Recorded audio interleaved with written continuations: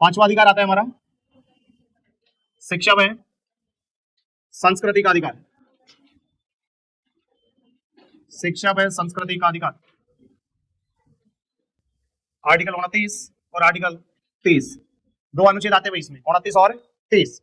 सबसे पहले बात करें आर्टिकल 29 पे, तो आर्टिकल 29 में बताया गया है कि समाज के प्रत्येक वर्ग को, समाज के प्रत्येक वर्ग को, बहुत सारी किताबों में आप पाओगे कि भैया शिक्षा में संस्कृति का जो अधिकार है सभी वर्गों के, यानी कि ना होकर के केवल अल्पसंख्यकों के लिए होता है, ऐसा लिखा मिलेगा, बिल्कुल निराधार गलत है। अल्पसंख्यक के लिए नहीं है आर्टिकल 29। आर्टिकल 29 में तो स्पष्ट लिखा हुआ कि समाज के प्रत्येक वर्ग को, चाहे फिर अल्पसंख्यक है या फिर बहुसंख्यक है, सभी वर्गों को भाषा, लिपि और संस्कृति संरक्षण का अधिकार, संस्कृति संरक्षण का क्या होगा अधिकार।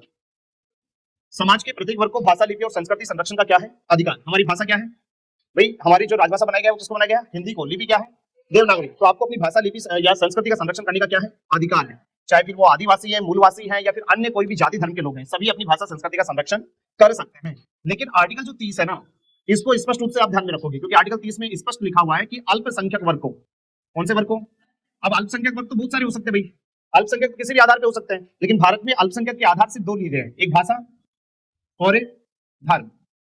भाषा और एक धर्म के आधार पर ही अल्पसंख्यक वर्गों की काउंटिंग की गई है। भाषाओं के आधार पर बहुत सारे वर्ग होंगे, लेकिन धर्म कितने हैं, 6 धर्म हैं जो अल्पसंख्यक कैटेगरी में आते हैं। कौन कौन से, मुस्लिम, सिख, ईसाई, बौद्ध, पारसी और जैन। जैन तो अभी सबसे लास्ट में है क्योंकि हिंदू धर्म से निकला है, तो जैन 2014 में बना है, ठीक है। तो भाषा और धर्म के आधार पर 6, धर्म के आधार पर कितने हैं 6।